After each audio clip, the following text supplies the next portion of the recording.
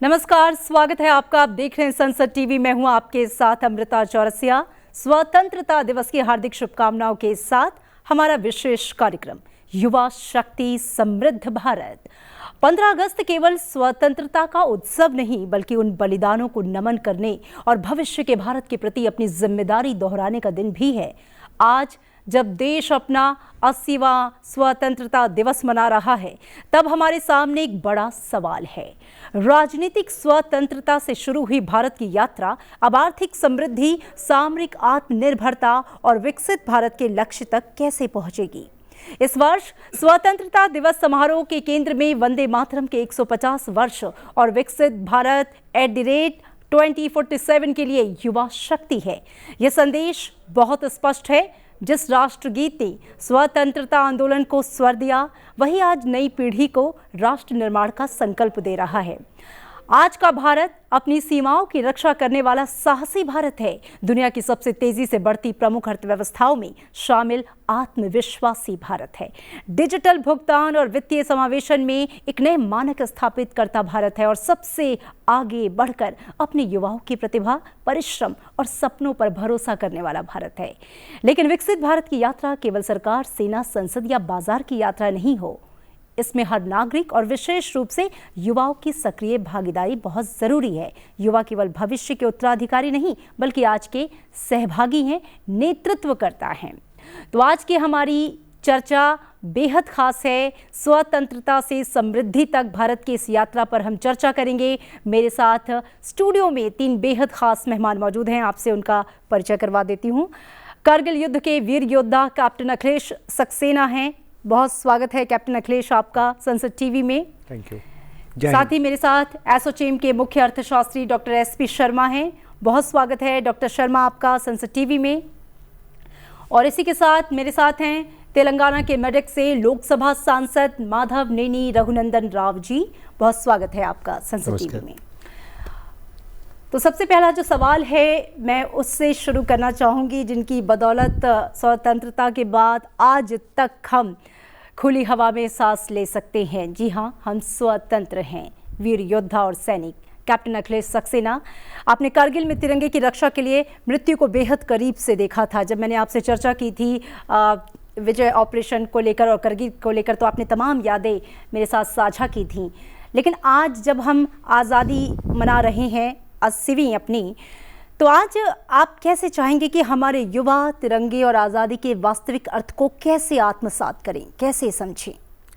जी बिल्कुल, जय हिंद। और आज का दिवस उस चीज़ को याद करने का है, अपनी स्वतंत्रता को याद करने का है। अगर आप देखिए, हमने अपनी आज़ादी के लिए बहुत लड़ाइयाँ लड़ी और बहुत लोगों ने उस समय बलिदान दिया।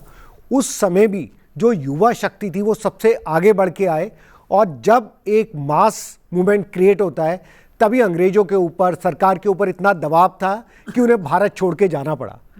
आज 80 साल हो गए हैं हमारी इस स्वतंत्रता को मिले हुए, लेकिन एक सबसे बड़ी बात है कि हमें इस आज़ादी का मोल हमेशा समझना है। देखिए, जैसे मैं हमेशा कहता हूँ, फ्रीडम इज़ नॉट फ्री। आज़ादी जो है ये फ्री नहीं है। इसके लिए, इसको पाने के लिए लोगों ने बहुत त्याग, बलिदान दिया। अपना कितने लोगों ने सर्वोच्च बलिदान दिया और तब हमें ये आज़ादी मिली।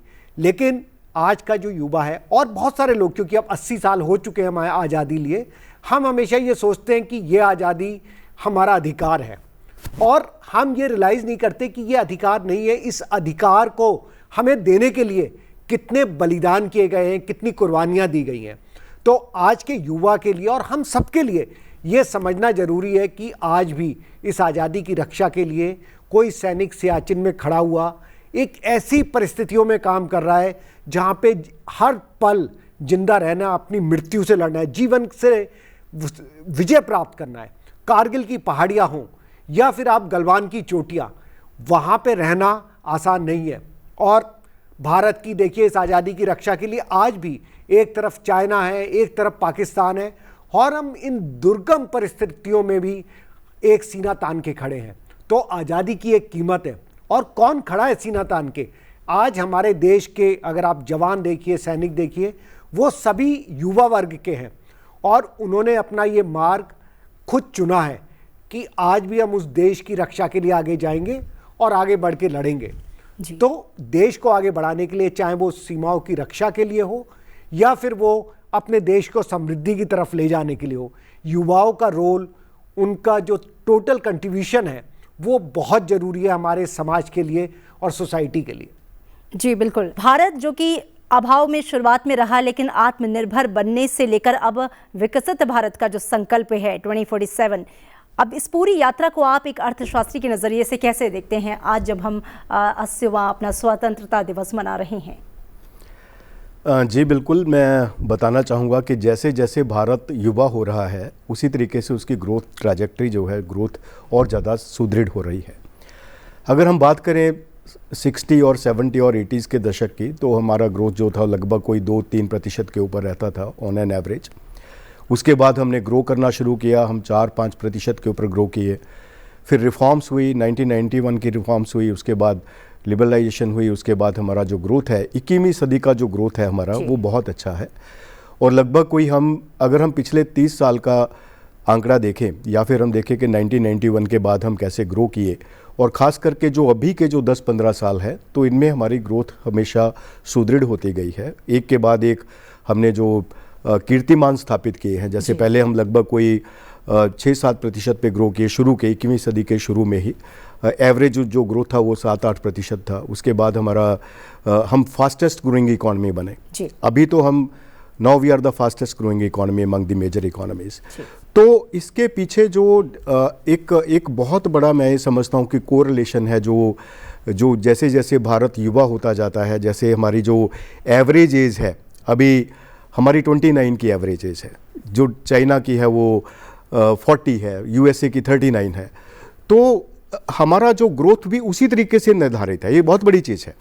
हम यंगेस्ट हैं, हमारी ग्रोथ जो है वो लगभग कोई ऑन एन एवरेज 7%। अगर मैं कोरोना के बाद के ईयर्स लेता हूँ 4-5 साल, we are growing at around 7.5% on an average during the last 5 years. ये एक अच्छी ग्रोथ है। चाइना का ग्रोथ जो है वो 4.5% और 4-4.5% के बीच में है। चाइना का जो एवरेज एज है वो 40 है। यूएसए का 39 है एवरेज एज, और USA is growing at around somewhere between 2-3%। तो सीधे तौर पे जो जहाँ भी युवा शक्ति है वहाँ पे ग्रोथ बहुत ज़्यादा सुदृढ़ है। और हमारे पास जो यंग वर्ग है, जो 14 से 21 साल के बीच में जो हमारा एज ब्रैकेट है वो बहुत बड़ा है, 40 से 45 करोड़। और चाइना में ये लगभग कोई 25 से 30 करोड़ होंगे, और यूएसए में 5 से 7 करोड़ के बीच में होंगे। तो भारत उस युवा शक्ति में सबसे ऊपर है, उस कीर्तिमान पे है जहाँ पे हमारे अंदर एक बहुत सुदृढ़ शक्ति है। जैसे हम शक्तियों की बात करते हैं कि भाई ये हमारी नारी शक्ति है, जैसे युवा शक्ति भी एक ऐसी शक्ति बन के उभर आई है जो हमारे भारत को कहीं पे भी आगे लेके जा सकती है। और हम पूरी संपूर्ण तौर पे हम सुदृढ़ हैं कि हमें जो विकसित भारत का हमारा जो आने वाले टाइम में जो 21 साल है, आज से लेके जो 2047 तक हम 21 साल का जो और सफ़र हमारा है, उसमें हमारा युवा, हमें 21 वर्षीय युवा जो अभी जो 14 से 21 के बीच में है, वही हमारी जो आगे पटरी है उसको आगे तेज गति से एक बुलेट ट्रेन की तरह आगे लेके हमें 2047 तक एक वर्ल्ड की सबसे सुदृढ़ एक सुपर पावर, चाहे वो इकोनॉमिक टर्म्स में हो, या फिर हमारा डिफेंस सिस्टम हो, या फिर हमारा फूड सिक्योरिटी हो, या फिर हमारा कोई भी जो सोशो इकोनॉमिक डेवलपमेंट है उसमें विकसित भारत बनने का जो संकल्प है, जो उसमें युवा शक्ति है, वो ड्राइविंग फोर्स की भूमिका जी बिल्कुल। मेरा ये मानना है कि जो जिस तरीके से हम ट्रेंड देख रहे हैं कि जैसे जैसे भारत युवा होने की तरफ बढ़ा, उसी तरीके से हमारा जो ग्रोथ है और सुदृढ़ हुआ। और अभी हम उस जंक्चर पे हैं जहाँ पे हमारी युवा शक्ति एक मेन इंजन बन गई है जो आगे हमें हमारी मंजिल तक पहुँचाएगी। बिल्कुल। एम रघुनंदन राव जी, आप चूँकि जनप्रतिनिधि हैं और आप युवाओं के प्रेरणा स्रोत भी हैं, आपकी एक अच्छी फैन फॉलोइंग है युवाओं में। जब आज़ादी हमें विरासत में मिली है और उस आज़ादी को हम कैरी कर रहे हैं बहुत ही गर्व के साथ, हर साल हम उसको सेलिब्रेट करते हैं, लेकिन एक जनप्रतिनिधि होने के नाते मैं आपसे ये जानना चाहूँगी कि लोकतंत्र, संसद और युवा नागरिकों की भूमिका को आप कैसे देखते हैं जब हम बात विकसित भारत की कर रहे हैं और जब हम बात ये कर रहे हैं कि we are the youngest nation in this world, मतलब एक बहुत बड़ी युवा शक्ति हमारे साथ है, तो इस कॉम्बिनेशन को आप कैसे देखते हैं और युवाओं के कंधों पे जिम्मेदारी को आप कैसे देखते हैं? जब भारत को स्वतंत्र मिला था, जब जो सांसद में आता था, नई असेंबली में जाता था, थोड़ा उम्र ज़्यादा लोग रहता था in the early days of independence. लेकिन इस बार हम देख रहे हैं कि अब संसद में युवा ज़्यादा दिख रहे हैं। युवा ज़्यादा दिख रहे हैं। You are one of them. So this is the change what we can see. जी, ऐसे बदलते ही भारत को अब जब देखना चाह रहा है, वर्ल्ड में देखे तो 65% ऑफ द इंडियन पॉपुलेशन युवा बोलते हैं अभी। जैसा शर्मा जी ने बोला था 29 years is our average age. Now the युवा they are taking part in all the things. इसमें है उसमें नहीं है बोल के छोड़ दीजिए आप। स्पेस के बारे में कभी अपन बात करें तो just we use to talk about ISRO only, ISRO के बारे में ही बात करता था। कभी अपन प्राइवेट सेक्टर में कोई युवा 20-25 साल का बच्चा ने हैदराबाद से एक स्पेस में जाने के लिए एक प्रयोग में सक्सेस हो गई। See this is the change. बदला हुआ भारत को भी अपन देख सकते हैं। वो अंकुरा के रूप में देख सकते हो, मेक इन इंडिया के रूप में देख सकते हैं। नहीं, उन लोग हर चीज़ में आप कौन सा एक रंग लीजिए, कौन सा एक चीज़ लीजिए, कौन सा एक फील्ड में देखिए। जब इंडिया स्पोर्ट्स में जाता था, हम लोग जब छोटा था, जब सोचता था कब इंडिया डबल डिजिट में आता था, कब इंडिया को मेडल्स आता, या ऐसा सोचता था। मगर आज बदलाव भारत को आप देखें तो परसों जहाँ ग्लास्को में कॉमनवेल्थ गेम्स हुआ था, आप देखें तो भारत ने, if I am not wrong, subject to correction, चौथा प्लेस में 39 मेडल्स के साथ आ गई। सी ऐसा हर चीज़ में देखिए, इंक्लूडिंग पॉलिटिक्स। युवा लोग आ रहा है, बहुत लोग युवा आ रहे थे। इसके पहले सोचता था ये पॉलिटिक्स अपना चीज़ नहीं होता था बोल के सोचता था। मगर आजकल युवा जहाँ भारत बदलना बोल के सोच रहा था, जहाँ भारत का इकोनॉमी बढ़ना चाह रहा था, भारत को देश में, वर्ल्ड में जहाँ भारत का नाम बदलने के लिए सोच रहा था, जहाँ 2047 तक जो अपना ऑनरेबल प्राइम मिनिस्टर सोच रहा था विकसित भारत होना है। पुराना काल में हम बोलता था, शिकागो में जब वो नरेंद्र डे बोला था क्या बोल के, मेरा देश विश्व गुरु बनना। 100 साल के बाद ये नरेंद्र ने आके इस देश को विकसित भारत की तरफ ड्राइव कर रहा। Even though is at the age of more than 70, is driving the Indian youth. जब प्रधानमंत्री जी ने आके एक सोशल मीडिया प्लेटफॉर्म पे आके फ्रेंड्स बोले तो how the youth have received it, you can imagine it. So no, starting from education, reforms, transformation, when we are talking about transformation, बदल रहे हो तो भारत को देखे तो युवा, the 65% of the youth they are leading. If you take any अच्छे कंपनी हो, देखो software company, world famous company को कौन लीड कर रहा अगर आप देखे तो वो सुंदर पिचाई है, वो हमारा इंडियन है। वैसा most of the Indians they might have spread over the world, but the now what ever the company, अच्छा कंपनी का नाम लेके ये कंपनी कौन चला रहा बोले तो he is from Indian origin only. Not only in industrial sector or software company, even if you go to some other political scenario also, even in US also some of the political representatives are from Indian origin. 2 साल के पहले अगर आप देखें तो Britain 200 साल जो country अपने को पाला था, वो कंट्री का प्राइम मिनिस्टर भी एक इंडियन ऑरिजिन का था। सो ऐसा देखें तो इंडियन युवा अक्रॉस द ग्लोब इतना काम कर रहा भारत का नाम बढ़ाने के लिए, विकसित भारत के तरफ, विश्व गुरु के तरफ। जब यूनिवर्सिटीज़ के बात आता था, जब लोग बाहर जाता था, मेरा बच्चा कैम्ब्रिज में है, मेरा बच्चा ऑक्सफोर्ड में है, वो बहुत अच्छा बोल के सोचता था। मगर युवा फॉरेन कंट्री से इंडिया आने के लिए सोच रहा था, जहाँ नालंदा देख रहा है, नालंदा यूनिवर्सिटी वर्ल्ड में एक one of the biggest university, Nalanda, Takshashila, ऐसा यूनिवर्सिटीज़ को पुनर्जीव देखे युवा मॉडिफाई ऐसा कर रहा बोले तो यू कांट इवन इमेजिन। जैसा लोग रोडों के ऊपर आए ऐसे बच्चे भी कई है। मगर उसके अलावा when you compare the growth of India, you can take the youth in any field we are competing with everybody across the country, वो चाइना हो, जापान हो, टेक्नोलॉजी में हो, साइंस में हो, हर जगह युवा का रोल इतना इंपॉर्टेंट हो गए बोले तो इंडियन युवा they are ruling the world, I can say in one word. In politics also nowadays, if you see the average age, the party which I represent, generally we are giving, every time we are giving 33% युवा नायकों को दिया रहा है जी। बस we are every time, every elections, every 5 years of elections to the parliament, we are giving 33% to the youth only. Many of the youth are coming from different professions like advocates, doctors, engineers and scientists also, they are coming into the politics. This clearly shows the युवा of this country, उन्होंने भारत को बदलाना चाह रहा जी। जब मैं छोटा था, मेरा सोशल टीचर बोलता था क्लासरूम में पढ़ाई करने के टाइम पे, India is a developing country, जब मेरा बेटी स्कूल को जाता था, मेरा बेटी भी वही पढ़ा, India is a developing country.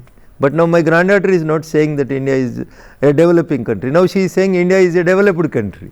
By all means, in all fields, the युवा ऐसा बदला रहा देश को, जैसा मोदी जी का सोच था, जब स्वामी विवेकानंद की सोच था. इस देश विश्व गुरु बनने का जो इच्छा था, वो इच्छा को सामने लेके जाने में युवा अच्छा रोल कर रहा है. उसके लिए 65% अच्छा रोल कर रहा है और जिम्मेदारी फिर जाहिर तौर पे ऐसे में बढ़ जाती है. कैप्टन अखिलेश, मैं आपसे यहाँ पे ये जानना चाहूँगी, एक योद्धा होने के नाते करगिल का वो कौन सा लेसन है, क्योंकि युवाओं के कंधों पे बड़ी जिम्मेदारी है, और जब हम 2047 तक चेस कर रहे हैं विकसित भारत के सपने को, तो ये सपना तो युवाओं के ज़रिए पूरा करना है.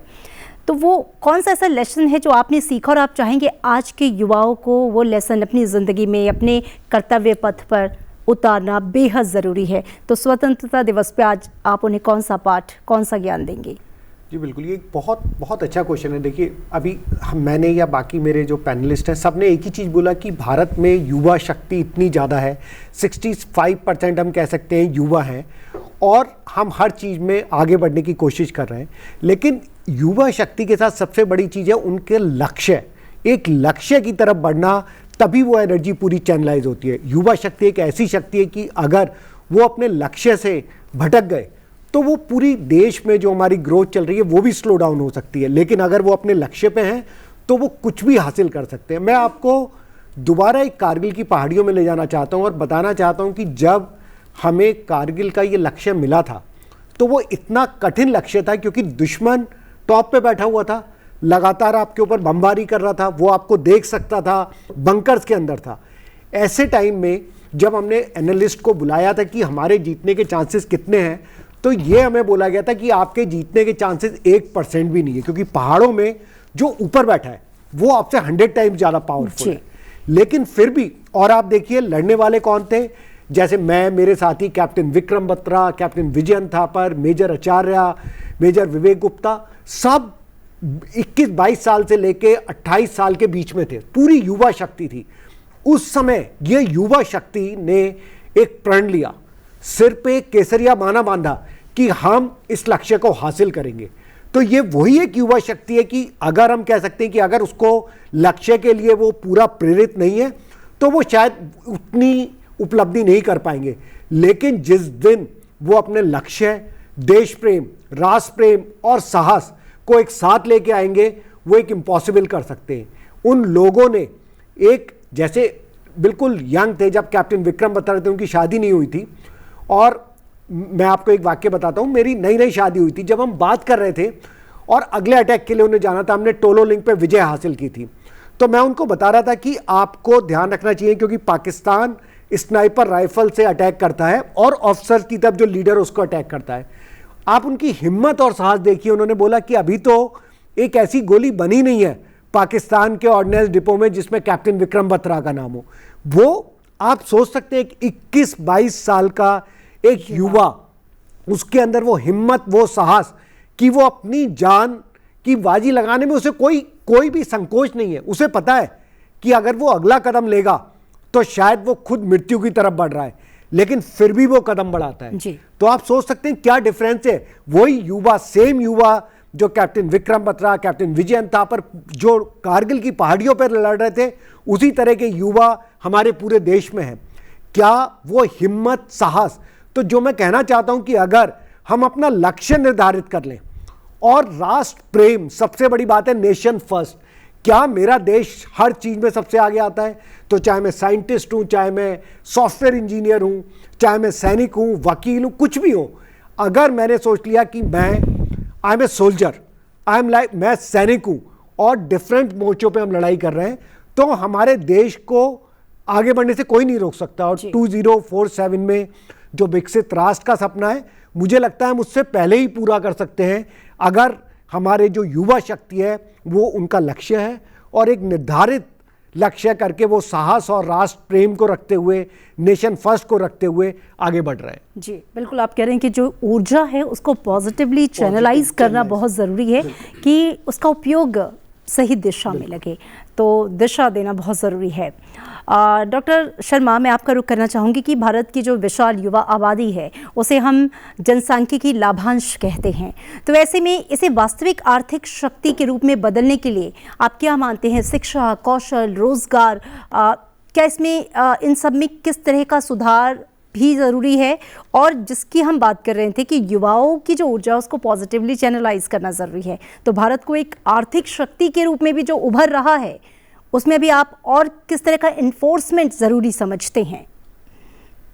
जी बिल्कुल, आप दिशा की बात कर रहे थे, कैप्टन साहब ने भी बात की कि जब दिशा निर्धारित हो जाती है, और हमारे एमपी साहब ने भी बात की कि दिशा बहुत ज़रूरी है। तो दिशा में ही आपको सबसे पहले मैं बताना चाहता हूं कि दिशा के मामले में भारत सबसे ऊपर है।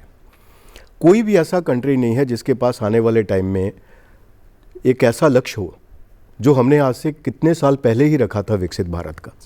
आप देखिए, उनके पास कोई विज़न नहीं है, यूएस के पास कोई विज़न नहीं है, चाइना के पास कोई विज़न नहीं है, और कोई भी एडवांस्ड इकोनॉमी देखिए, किसी के पास कोई ऐसा लक्ष्य नहीं दिखाई देगा कि जो आज से 20 साल के बाद में, 25 साल के बाद में सोच सकता हो कि मैं ये बनना चाहता हूँ। भारत ने इसके बारे में पीछे काफ़ी वर्षों से सोचना शुरू कर दिया। अभी हमारा विकसित भारत का जो अभियान है वो लगभग कोई 10 साल पहले से चला हुआ है कि हम एक विकसित भारत बनना चाहते हैं, और अभी भी जिसमें 20-21 साल बचे हैं। आप देखिए कि जियोपॉलिटिक्स आप देख रहे हैं कि हर रोज़ आप वॉर की खबरें सुनते हैं विदाउट एनी लक्ष्य, ऑब्जेक्टिव कुछ भी नज़र नहीं आता कि एंड ऑफ द डे उनका ऑब्जेक्टिव क्या है। भारत के पास एक ऑब्जेक्टिव पीस का ऑब्जेक्टिव है, हम ग्लोबल पीस चाहते हैं, और हम अपने आप को डेवलप करके उस मुकाम पे लेके जाना चाहते हैं जिसकी हमें ज़रूरत है, जिसे हमें युवा वर्ग हमें सपोर्ट करेगा। अब आने वाले टाइम में, जैसे आपका प्रश्न है कि क्या फोकस होना चाहिए, सबसे पहले मैं ये समझता हूँ कि जो हमारा युवा है उसको ज़्यादा से ज़्यादा रोजगार के साथ जोड़ा जाए जी। उसमें सबसे बड़ा पहला कदम होना चाहिए कि जो हमारे जो एजुकेशन है, जो एकेडमिक्स है, उनका इंडस्ट्री के साथ, गवर्नमेंट के साथ ज़्यादा से ज़्यादा लिंक बने।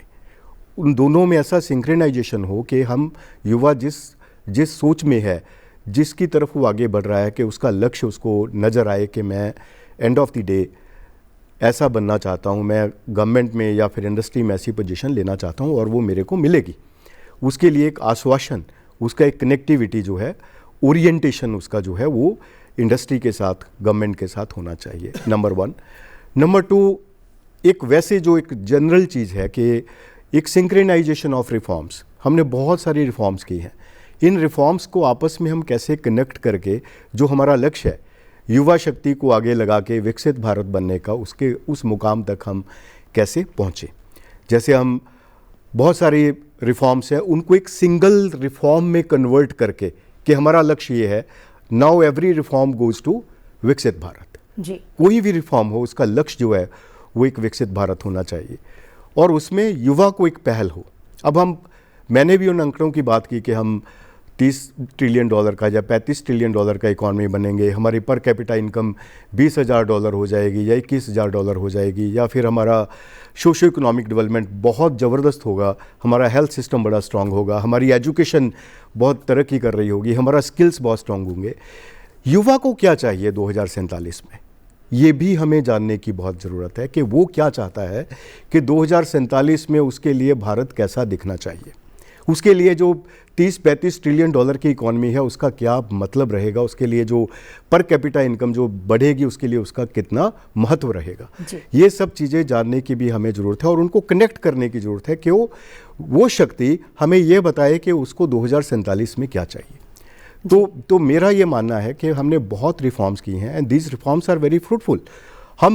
अगर हम ग्लोबल चार्ट्स में देखें, पहले जो हम आज से 10, 15, 20, 30 साल पहले जो दिखाई दे, हम बहुत ब्राइट हैं, चाहे वो ग्रोथ हो, चाहे हमारे वो एक्सपोर्ट्स हो, चाहे हमारा जो इनोवेशन हो, चाहे हमारे डिजिटल पेमेंट्स हो, चाहे हमारा सपोर्ट्स हो। अब किसी भी फील्ड में देखिए, we are a bright spot in each and every system.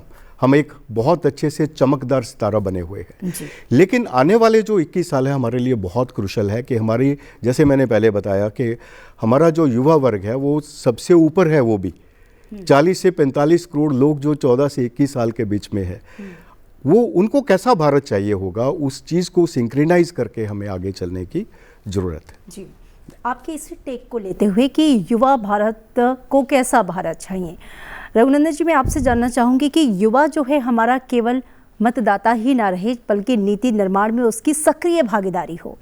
तो आप क्या मानते हैं कि राजनीतिक व्यवस्था में जो युवा है, युवा शक्ति है, उसकी सार्थक भागीदारी बढ़े, उसके लिए क्या कदम उठाए जाने चाहिए और ख़ुद युवाओं को भी एक जागरूक मतदाता ही नहीं नीति निर्माता के तौर पे भी खुद को लाने के लिए किस तरह के प्रयास करने चाहिए?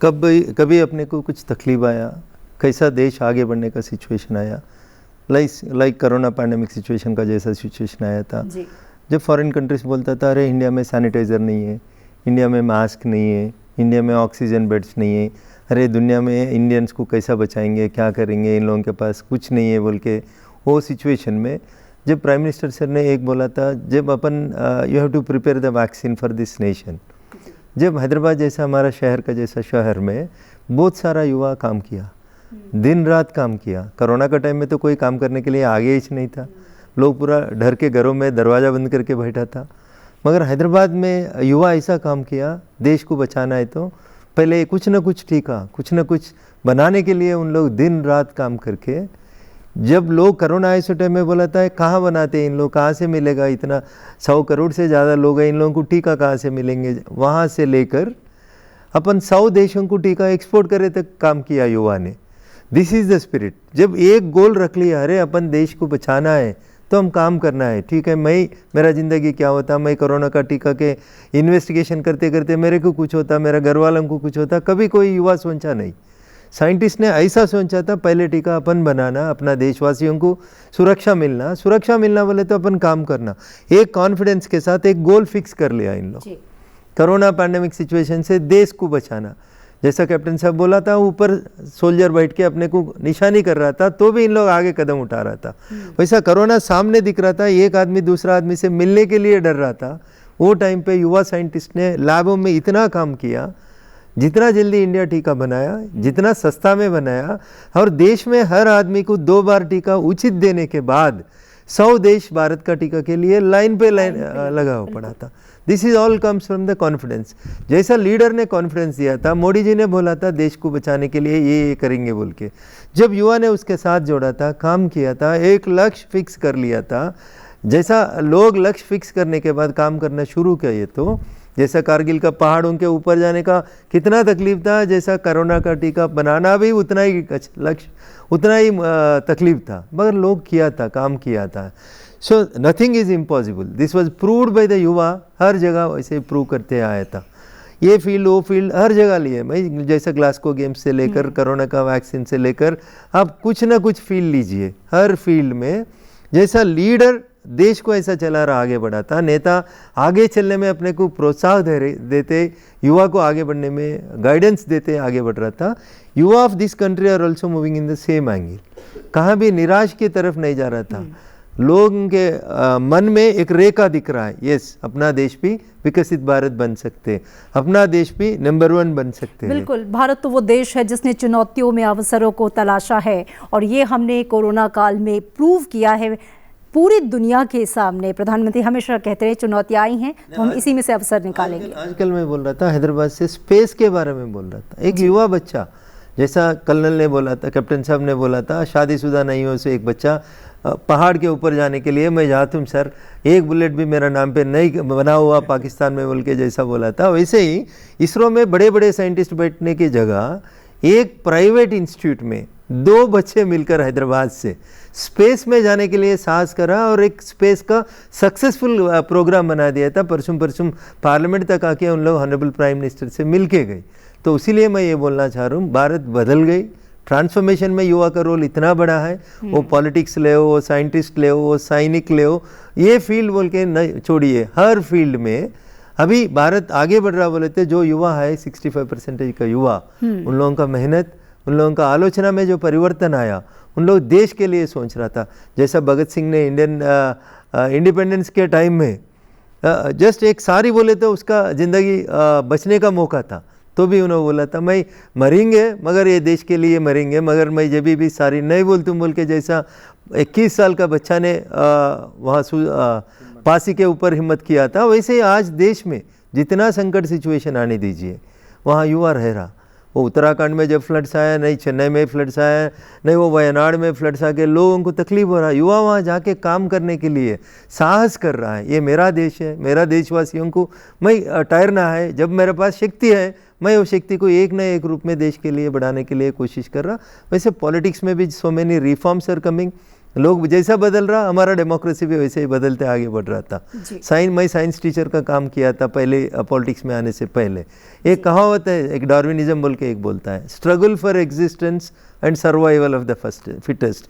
जैसा दुनिया बदल रहा वैसा लोग भी बदल रहा, उसमें युवा शक्ति ऐसा बदल रहा। ये मेरा देश है, इसके लिए मैं कुछ करना है। मैं भगत सिंह नहीं बन पाया जब मैं स्वतंत्र संग्राम में आर्मी में जाके नहीं लड़ा था, मगर इस देश में जो भी संकट स्थिति आता है, जो भी एक पैंडेमिक सिचुएशन आता है, नए कुछ बदलने का मौका मिलता है, जब हर चीज़ में युवा एक्टिवली इन्वॉल्व हो रहा है, पॉलिटिक्स बदलने के लिए भी कोशिश कर रहा। डायरेक्ट पॉलिटिक्स में आ रहा है आजकल बच्चे, नए बच्चे 25-26 में उम्र आते ही उन लोग विधायक बनने के लिए सोच रहा है, सांसद बनने के लिए सोच रहा है, इतना रिसर्च कर रहा है हर जगह से, ए टू लेकर जेड तक।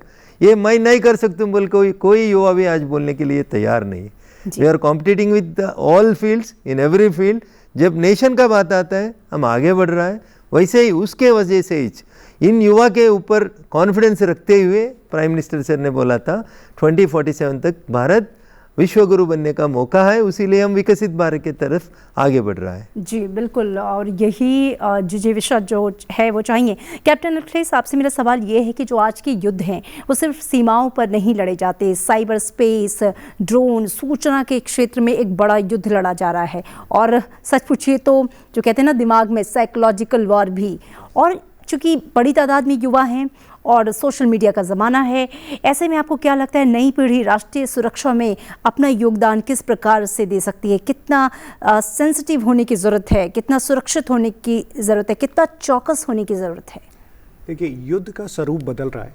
अगर आप 1971 में देखिए किस तरह की लड़ाई हुई थी टैंक से, उसके कुछ साल बाद जब कारगिल 99 में हुआ तब युद्ध दूसरे तरीके से लड़ा गया, मोर ट्रेडिशनल वे में था कि दुश्मन थे और आपको सामने जाके आमने सामने की लड़ाई करनी थी। बट अगर आप ऑप सिंदूर से देखें, ऑप सिंदूर में किसी भी सेना ने एक दूसरे की सीमा को क्रॉस नहीं किया। सारी लड़ाई कैसे हुई? हमारे एयरक्राफ्ट से हमने उनकी एयरफील्ड पे स्ट्राइक किया, उन्होंने कोशिश करी अपने ड्रोन भेज के हमारे नुकसान पहुंचाने की, उन लोगों ने स्ट्राइक किया। और आज की ये लड़ाई का स्वरूप पूरा बदल चुका है। इवन आप ईरान और यूएस की लड़ाई भी देख लीजिए, किसी ने किसी की बाउंड्री क्रॉस नहीं की है। इट इज़ ए वॉरफेयर जिसमें आप missiles, cyber space, drone technology, इनका जो रोल है वो बढ़ता जा रहा है। और मुझे लगता है इस तरह के रोल में इंडिया के पास एक डेफिनेटली एडवांटेज है, क्योंकि इंडियन जो यूथ है वो पूरी दुनिया में जो उनकी टेक्नोलॉजिकल पावर है उसके लिए जाना जाता है। आज अगर मैं यूएस गया था कुछ साल पहले और वहाँ का जो इनोवेशन सेंटर थे, हमने सारी टॉप कंपनीज़ को विजिट किया और मुझे इतना अच्छा लगा कि नाम चाहे गूगल है, चाहे फेसबुक है, ट्विटर है, बट जैसे ही हमने उसके मैनेजमेंट से मिला हमें पता चला उसमें आधे इंडियंस हैं जिन्होंने पूरा डिज़ाइन किया है।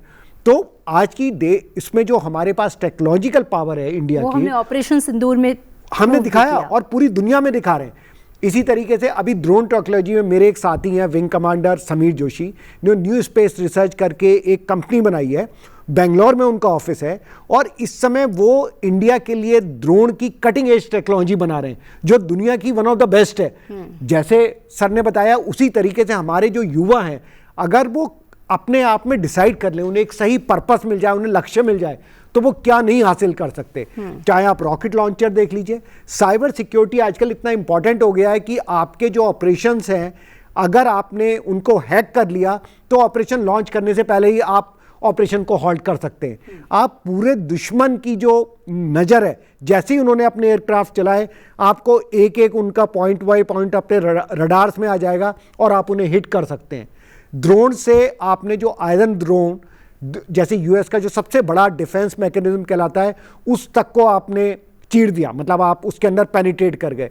तो आज की डेट में जिस हिसाब से वॉरफेयर चेंज हो रहा है, टेक्नोलॉजी चेंज हो रही है, उसमें जो हमारा रोल है, जिस हिसाब से इंडिया चेंज हो रहा है, वो हमारे लिए एक बहुत बड़ा एडवांटेज है और उसमें हमारे युवा एक बहुत बड़ा रोल प्ले कर रहे हैं।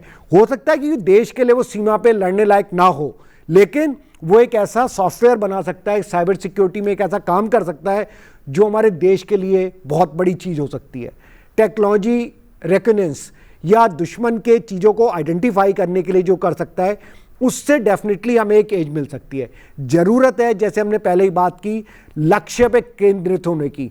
नेशन फर्स्ट, मेरा देश सबसे ऊपर आता है ऑलवेज, और मैं जो भी हूँ, चाहे मैं डॉक्टर, इंजीनियर, एडवोकेट, सबसे पहले नेशन फर्स्ट ऑलवेज। और आई थिंक अगर एक बार ये आ जाए देश में, युवा में, फिर हमें विकसित भारत में पहुंचने से कोई नहीं रोक सकता। और मुझे फ्यूचर बहुत ब्राइट लगता है अपनी युवा शक्ति की, जो उनकी क्षमताएं हैं, जो उनके इरादे हैं, एंड आई डेफिनेटली कि हम पहुंचेंगे।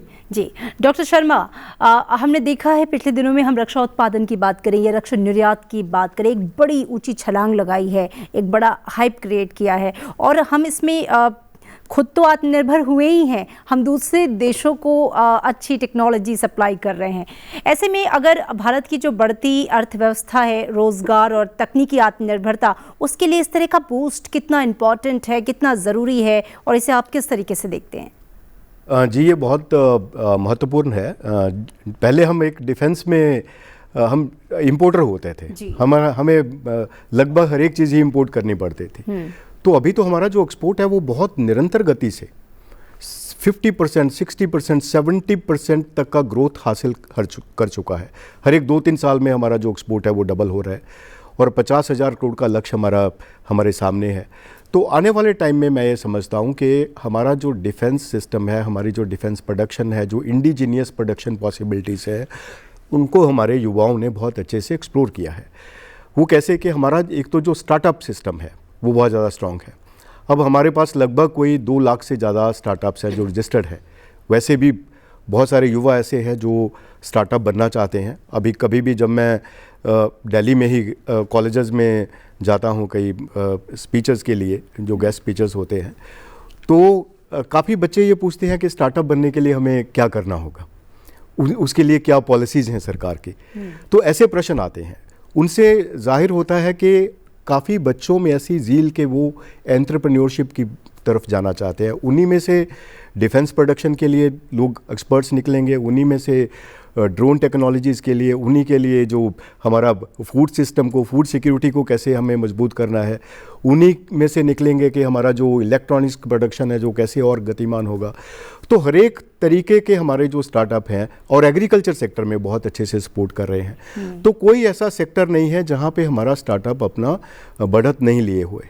छोटे छोटे बच्चे जो है वो अब स्कूल के बच्चे ये सोचना शुरू कर देते हैं कि हम एक रोबोट कैसे बनाएंगे। जैसे कैप्टन साहब ने बात की कि एक थॉट उनके माइंड में रहता है, चाहे वो देश के लिए ऊपर जाके अभी उन चीज़ों में कितने भी सक्षम हो, लेकिन एक थॉट्स जो उनकी शुरू होती है, जो बचपन में, जो स्कूल लेवल से शुरू हो जाती है।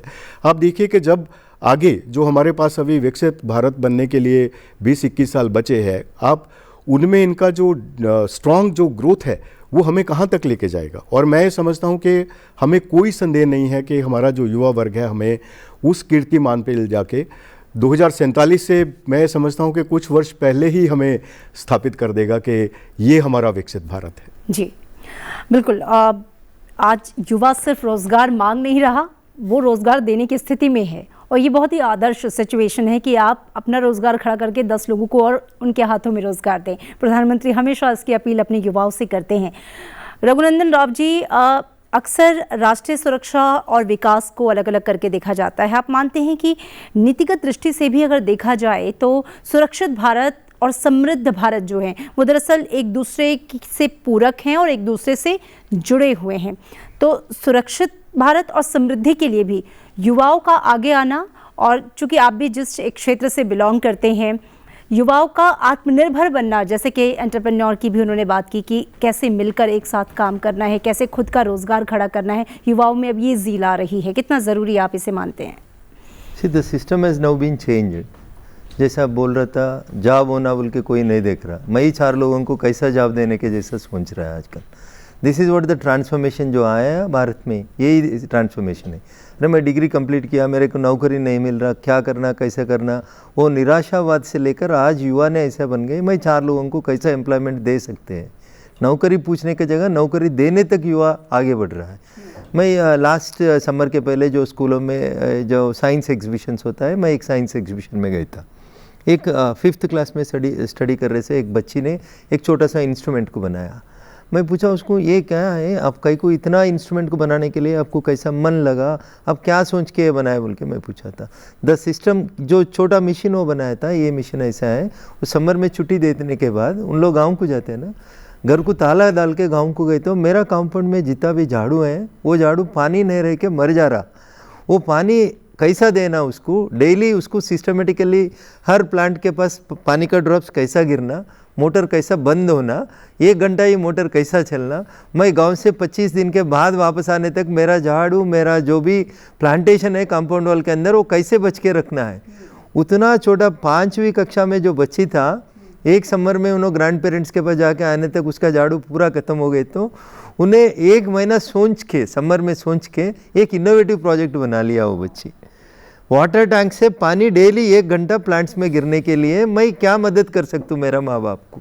उन्होंने वाटर टैंक में एक छोटा ऐसा एक मशीन लगाया था, वो मशीन डेली 1 घंटा इस पानी डालने के लिए ये रहता है। उन लोग गांव जाने से पहले जो ऊपर टैंक है वो टैंक पूरा पानी से भर के गए, तो वो 15 दिन जो कंपाउंड के अंदर जितना भी झाड़ू है उतना झाड़ू उनको बचाने के लिए है। वो बच्ची को मैं पूछे तो वो बोला था, मैं बहुत पारा से ये प्लांटेशन पूरा कर लिया अंकल, ये प्लांट्स नहीं बचे तो मेरे को रोना लगा दिल, उसीलिए मैं इतना इनोवेशन किया बोल के। सो 5वीं कक्षा में ऐसे बच्ची का उम्र क्या रहता, 10 साल भी नहीं रहता।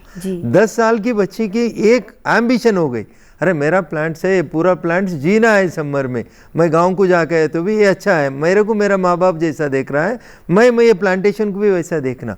उतना छोटा उम्र में उसका सोच ऐसा आगे गई, तो उन्होंने वो प्लांटेशन के लिए एक छोटा सा इंस्ट्रूमेंट बनाने में सक्सेसफुल हो गई। वैसे ही वो राजनीति होने दो, टेक्नोलॉजी होने दो, किधर भी होने दो, बच्चों का दिमाग में एक बार एक बैठ गई, ये मेरा गोल है, मैं ओलंपिक्स, कॉमनवेल्थ अभी 2030 में अपन जो देने वाला है, वो गेस्ट देने वाला है, इंडिया होस्ट करने वाला है, उसमें मेरे को मेडल आना बोल के अभी से बच्चे लोग प्रिपेयर हो रहा है, 4 साल पहले से ही। सो ऐसा एक लक्ष्य बना लेके युवा बदलते आगे बढ़ रहा है। ये पूरा इंडियन करिकुलम में बदलाव लाना है, सोसाइटी में बदलाव आया है, जो लोगों का मन में जो है वो उसको आचरण में लाने के लिए टीचर्स कोऑपरेट कर रहा, आपका जैसा पत्रकार भी उन लोगों का सोच को बदलने में आगे बढ़ने लेके जा रहा है। जो वैसा युवा, इस देश के युवा 65% जो युवा है वो पॉलिटिक्स में ज़्यादा इन्वॉल्व होना चाह रहा है, इंडियन कॉन्स्टिट्यूशन कैसा काम कर रहा देखना चाह रहा है, Indian education system, Indian judicial system, हर जगह 14-15 साल के बच्चे भी हमारा दिल में ये है, ये सिस्टम ऐसा बदलना है बोल के सोच में आ रहा है। उसमें ये बड़ा अच्छा बात है जी। जैसा देश बदलने के लिए सोच रहा है वैसा युवा भी बदलने के सोच रहे हैं। 1-2 जगह इधर उधर कोई जाने वाला है तो उन लोगों का दिमाग में भी देश के लिए अच्छा, देश का भलाई के लिए अच्छा करने के लिए टीचर्स और सब लोग ऐसे ही उन लोगों को मार्गदर्शन करना पड़ा। जैसा अपना देश के नेता नरेंद्र मोदी जी भी बच्चे लोगों के लिए गाइड करने के लिए आगे बढ़ रहा, जैसा एक टीचर का जैसा उन लोगों से संवाद करने का, परीक्षा पे चर्चा करने का कौन करता था ऐसा। माँ बाप को भी उतना टाइम नहीं है बच्चे लोगों से परीक्षा पे चर्चा करने के लिए, हर बच्चे से बात करने का, उन लोगों में सेल्फ कॉन्फिडेंस डेवलप करने का कोशिश जो कर रहा है।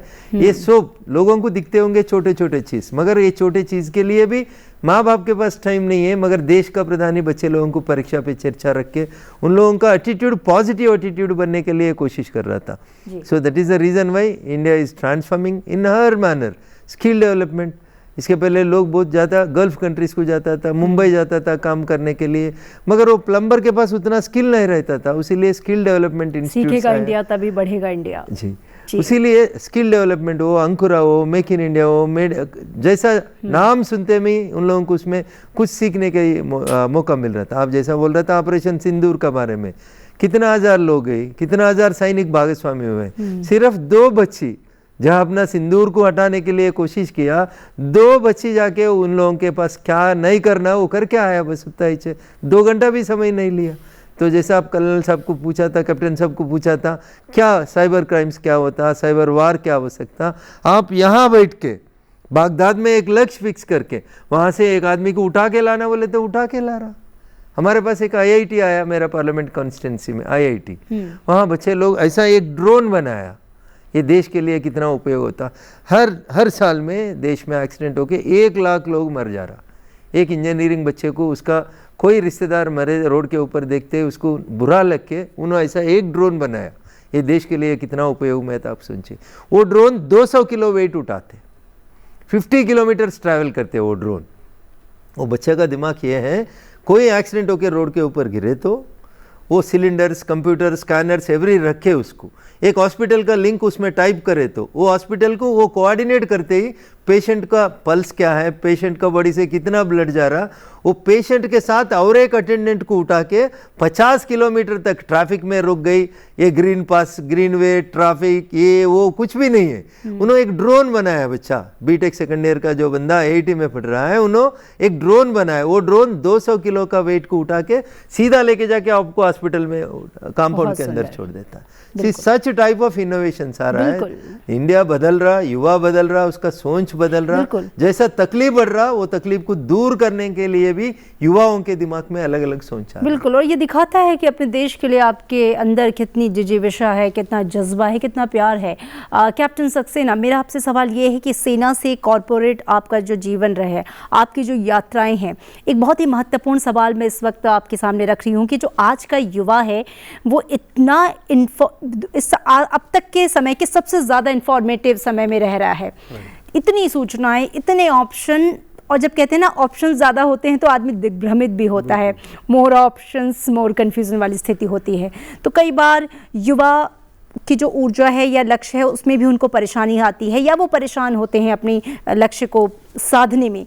आप क्या सीख देना चाहेंगे कि जो विपरीत परिस्थितियां हैं उनसे उबरने के लिए, खुद को दोबारा से तैयार करने के लिए, आगे बढ़ने के लिए आपकी खुद की जर्नी से आप क्या संदेश देना चाहेंगे हमारे युवाओं को? जी बिल्कुल, देखिए जितने ऑप्शंस हमारे पास अवेलेबल हैं आज के युवाओं के पास, क्योंकि हर किसी के पास मोबाइल फ़ोन है, चैट GPT है, AI है, तो इसलिए आपको हज़ारों ऑप्शंस हैं जो पहले नहीं होते थे। लेकिन आप ये भी सोचिए कि इतनी सारी चीज़ें, तो आपके जीवन में संघर्ष भी होगा, आपके जीवन में विपरीत परिस्थिति भी आएंगी। और ये अब मैं काफ़ी स्कूल कॉलेजेस में जाता हूँ, कॉर्पोरेट्स में जाता हूँ, मैंने ये देखा कि लोग बहुत जल्दी निराश हो जाते हैं कि मैंने अपना पूरा कोशिश की, 2 साल हो गए लेकिन मुझे सफलता नहीं मिल रही है, मैंने 1 साल से मैं कर रहा हूँ, मुझे सफलता। तो आज की डेट में हर किसी को जल्दी सफलता चाहिए, क्विक सक्सेस चाहिए, और अगर कई बार नहीं मिलती है तो लोग इवन डिप्रेशन में चले जाते हैं। उन संघर्षों से जो सीख लेनी चाहिए, विपरीत परिस्थिति में जो खड़ा होना चाहिए, वो शायद थोड़ा मिसिंग है। तो मैं आपको एक छोटा सा एग्जाम्पल देता हूँ अपने जीवन से। मैं भारतीय सेना में जाना चाहता था और मैंने उसके लिए बहुत संघर्ष किया, मेहनत की। मैं दिल्ली कॉलेज ऑफ इंजीनियरिंग को छोड़ के जैसे ही मेरा सिलेक्शन हुआ, नेशनल डिफेंस एकेडमी चला गया और भारतीय सेना में अधिकारी बना। सोचिए, मुझे अपना सपना हासिल हो गया, लक्ष्य हासिल हो गया। उससे भी बड़ा जो मेरा सपना था कि मैं अपने देश के लिए यूनिफॉर्म पहनूं और देश के लिए लड़ूं दुश्मन से, वो लड़ने का भी मुझे सौभाग्य प्राप्त हुआ, जो बहुत कम ऑफिसर्स और जवानों को मिल पाता है। और उससे भी बड़ी बात कि मैंने अपने देश के लिए 3 अटैक में लीड किया और वो तिरंगा फहराया। मतलब मुझे लगता है कि वो मेरे जीवन का सबसे बड़ा पल है जब हमने टोलोलिंग की चोटी पे तिरंगा फहराया। लेकिन जीवन आपको कहाँ से कहाँ ला दे आप कुछ नहीं कह सकते। तीसरे अटैक में जब हम अटैक लीड कर रहे थे, मैं दुश्मन के बहुत पास था, मैं बुरी तरह इंजर्ड हो गया एनिमी के आर्टिलरी फायर से और शेलिंग से। खून लगातार बह रहा था, परिस्थिति टोटली विपरीत थी। लेकिन उस समय मुझे यह तय करना था कि मेरा जीवन ज़्यादा महत्वपूर्ण है या देश के लिए ये लक्ष्य है जिसके लिए लोग ऑलरेडी इतनी कुर्बानी दे सकते हैं।